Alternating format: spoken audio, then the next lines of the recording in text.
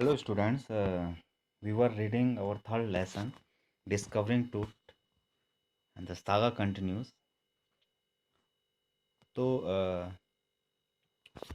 हमने ये पढ़ा कि जो टूट है उसकी मम्मी की बार बार डिस्कवरी की जाती है to find out the mysteries of his life and his death, कि वो कैसे मरा, कौन सी उम्र में मरा, इसलिए उसकी मम्मी की बार बार डिस्कवरी की जाती है। हमने ये सब पढ़ा था पिछली बार। और अब जो है 2005 में उसकी मम्मी को दोबारा से निकाला जा रहा है। इससे पहले भी उसको निकाला गया था और उसकी बैड कंडीशन इसी कारण से हुई थी जो फर्स्ट टाइम उसको इन्वेस्टिगेट किया था तब। ये कौन कहता है? जाहिर हवास कहते हैं। We are reading now that. Okay, now today's text. The mummy is in very bad condition because of what Carter did in 1920s, said Jahi Hawaz, Secretary General of Egypt's Supreme Council of Antiquities, as he leaned over the body for a long first look. यानी जाही हवास जो हैं secretary general हैं Egypt supreme council of antiquities के। Antiquities का मतलब होता है जो ऑब्जेक्ट और पुरानी चीज़ों के, जो पुरानी चीज़ें या बिल्डिंग्स वगैरह होती हैं उनको कहते हैं एंटिक्स, एंटिक्विटीज़।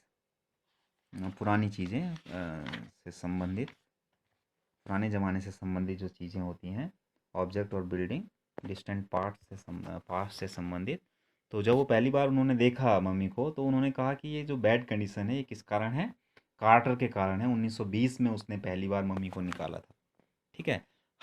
हवा दैट इज़, वो कौन था? वो ब्रिटिश आर्कियोलॉजिस्ट था। आर्कियोलॉजिस्ट का मतलब होता है क्या? The study of human history. जो ह्यूमन हिस्ट्री को स्टडी करता है उसको कहते हैं। तो वो ब्रिटिश आर्कियोलॉजिस्ट था।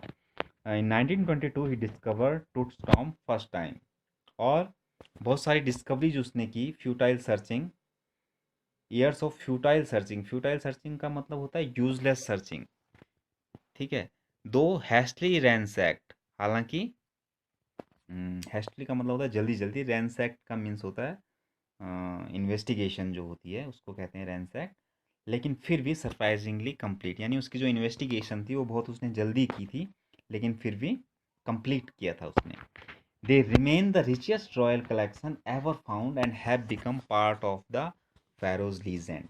और जो उसको मिला वो था रिचेस्ट कलेक्शन एवर फाउंड, यानी जो कलेक्शन उसके साथ में था, उस मम्मी के साथ में, वो बहुत ही रिच था, प्रीशियस था।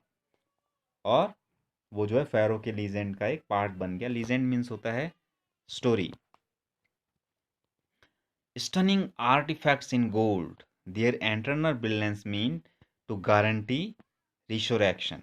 यानी जो उसको दफनाया गया था तो उसमें जो गोल्ड का काम था वो बहुत ही स्टनिंग मतलब अट्रैक्टिव, बहुत ज़्यादा अट्रैक्टिव था, इम्प्रेसिव था बहुत ज़्यादा। जो object made by a human beings, artifacts जिसको बोलते हैं, वो बहुत ही इंटरेस्टिंग था, स्टनिंग था। Their internal brilliance mean guarantee to resurrection. अब रिसोरेक्शन क्या होता है? रिसोरेक्शन मीन्स होता है रिवाइवल, रिवाइवल फ्रॉम डेथ, यानी पुनर्जन्म जिसको बोलते हैं। Cause the sensation at the time of the discovery and still get the most attention. और ये सेंसेशन बन गया था, उसकी जो, उसका जो खजाना था वो सेंसेशन बन गया था उस टाइम पे, डिस्कवरी के टाइम पे, और आज भी है अटेंशन उसकी तरफ लोगों का। But Tut was also buried with everyday things he would want in the after life. Board games, bronze razor, linen undergarments, cases of food and wine.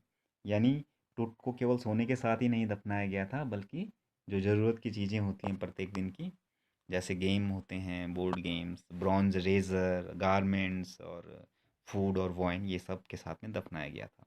Next paragraph. After months of careful recording the pharaoh's funerary treasure. अब ये फनरेरी treasure क्या होता है? फनरेरी treasure मतलब मौत के समय जो खजाना उसके साथ में दफनाया गया था।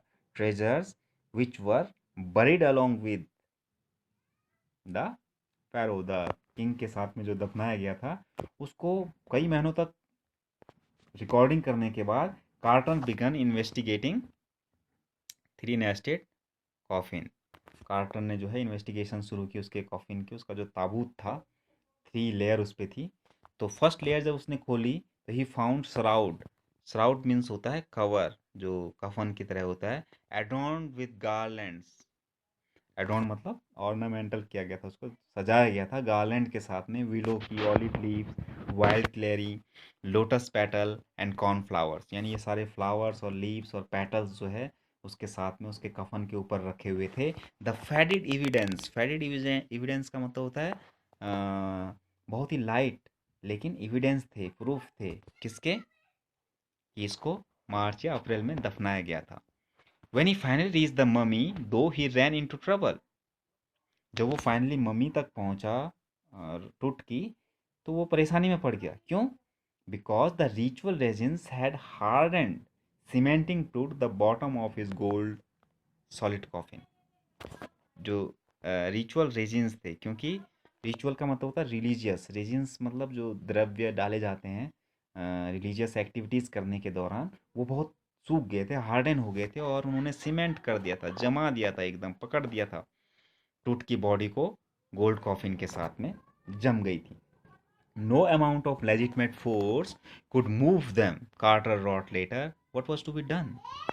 लेजिटमेट मीन्स होता है प्रॉपर, यानी कोई भी प्रॉपर या लेजिटमेट फोर्स जो है यानी जेंटली जो है उसको अलग करना गोल्ड कॉफिन से, वो संभव नहीं था।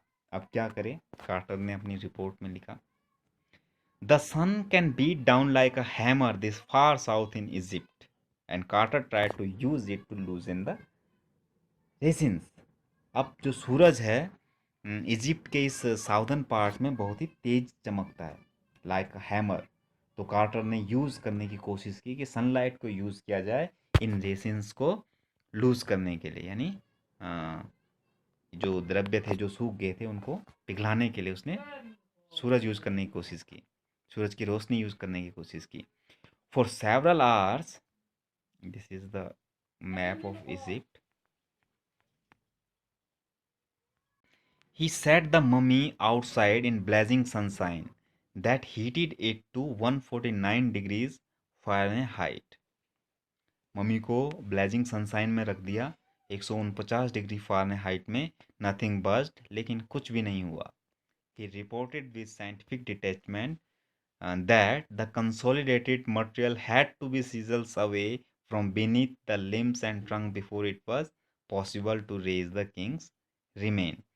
अब उसने क्या कहा कि रिपोर्ट किया उसने साइंटिफिक अटैचमेंट के साथ में, साइंटिफिक प्रूफ के साथ में, कि जो कंसोलिडेटेड मटेरियल था, जो जमा हुआ मटेरियल था, उसको सीजल्स अवे ही करना पड़ता, मतलब छेनी से अलग करना पड़ता राजकुमार के अंगों को, लिम्स और ट्रंक को, ताकि जो किंग की बॉडी है उसको वहाँ से उठाया जा सके। उसके लिए हथौड़े और छेनी की ज़रूरत थी। In his defence, Carter really had little choice. If he hadn't cut the mummy free, thieves most certainly would have circumvented the guards and ripped it apart to remove the gold. अब quarter के पास कोई choice नहीं थी, क्योंकि अगर वो mummy को coffin से फ्री नहीं करता तो चोर जो थे, सरकमवेंटेड का मतलब होता है धोखा देकर, मिसगाइड करके, या डिसीव करके, वो किंग की बॉडी को अलग ले जाते और जो सारा का सारा सोना था उसको लूट लेते। ठीक है, इसलिए उसको उसको आज़ाद करना ही था, हथौड़े और छेनी का यूज़ करना ही पड़ता। ठीक। In Tut's time the royal were fabulously wealthy and they thought or hope they would take their riches with them. यानी टूट के समय में जो रॉयल्स होते थे वो बहुत ही धनवान होते थे, फेबुलस वेल्दी होते थे, बहुत ज़्यादा धनवान होते थे, एक्स्ट्रा ऑर्डनरी तरीके से धनवान होते थे। एंड दे थॉट, और वो सोचते थे कि they could take their riches with them, कि वो अपने रिचेज को, अपने जो धन दौलत है उसको साथ में ले जा सकते थे, for his journey to the great beyond, यानी मौत के बाद अपनी यात्रा पे। King Tut was lavished with glittering gold. King Tut की बॉडी को, गिल्टरिंग मीन्स होता है शाइनिंग, गुड्स मतलब उसकी चीज़ें जो थी, सामान जो था, उसके साथ में दफनाया गया था। तो क्या क्या थे? प्रीशियस कॉलर्स थे, यानी जो कॉलर होते हैं जिनको राजा पहनते हैं, बहुत ही मूल्यवान, वैल्यूएबल। इनलेट का मतलब होता है जो ऑर्नामेंट होते हैं embedding PCs of a different material in a surface.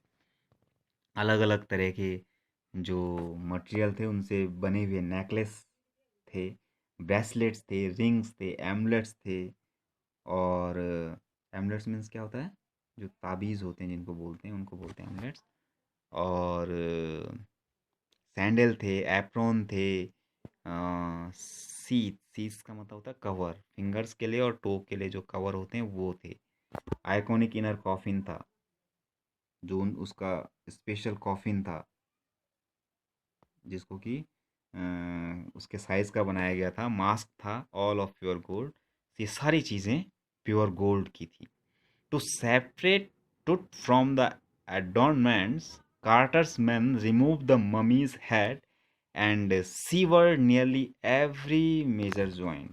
तो इन ऑर्नामेंट्स को, यानी ये जो डेकोरेशन थी उस राजकुमार पे, उसको अलग करने के लिए कार्टर के आदमियों को मम्मी के हेड और लगभग प्रत्येक जॉइंट को अलग करना पड़ा।